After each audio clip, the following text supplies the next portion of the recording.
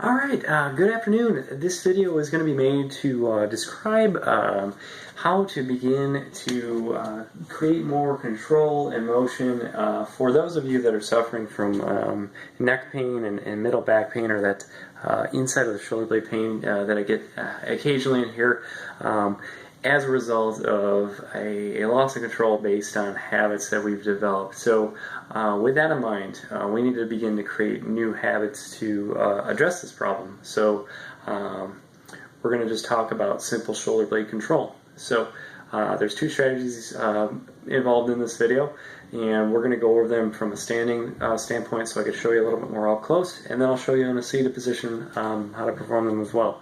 So the first one is just a general thought process about changing habits. So I want you to think about those times in the day where you're bending forward, whether it's looking at your phone, whether it's sitting down watching the TV, or being on the computer for most of the day for work, or anything where you're seated and potentially in a position where your upper back's rounding more.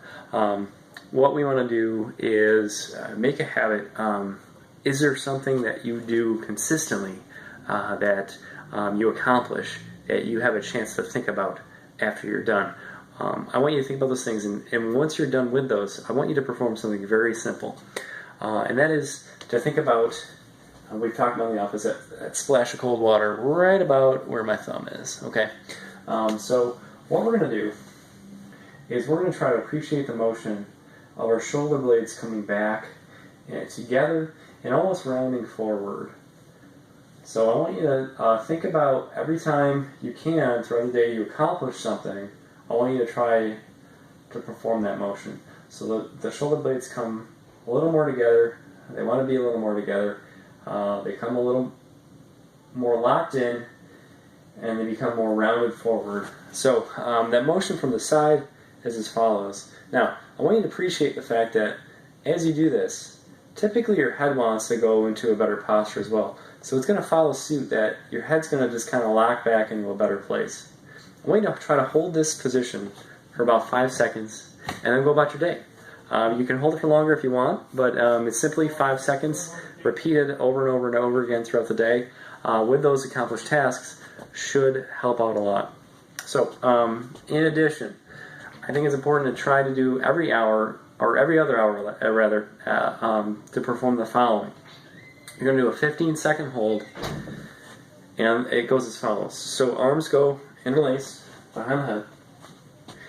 You're going to bring those elbows back as far as you feel comfortable, and once in that position, you're going to do two things. There's going to be a counter force between two elements. So your hands are going to be pushing slightly forward, and your head's going to be pushing slightly back. So with that in mind, once again, think about that cold water. You're going to be doing those two push motions.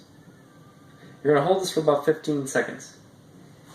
What you're going to feel as you do that, a great opening, gapping engagement through that middle spine, and you're also going to feel like a lightness or an elevation in the neck. If pain or strain is felt on either of those, or a little bit of strain is good when you first start, but if it should start to feel better. If it doesn't, then I want you to try to stop this exercise. Call or text me or email me, and we'll try to troubleshoot. So those two things from a seated position, because this is where a lot of people get in trouble. So we're forward, whether we're watching TV, we're on the computer, we're down looking at our phone, our back is rounded as such. So let's say we get done with an email and we have this bad posture. You got done with my email. Go into that good posture, hold for 5 seconds, and then try to go about what you're doing in this better posture. It's going to go a long way. And then the second position, elbows back, and then that counter pressure. 15 seconds. And that should do it. If you have any questions, feel free to respond to this, email, or call me.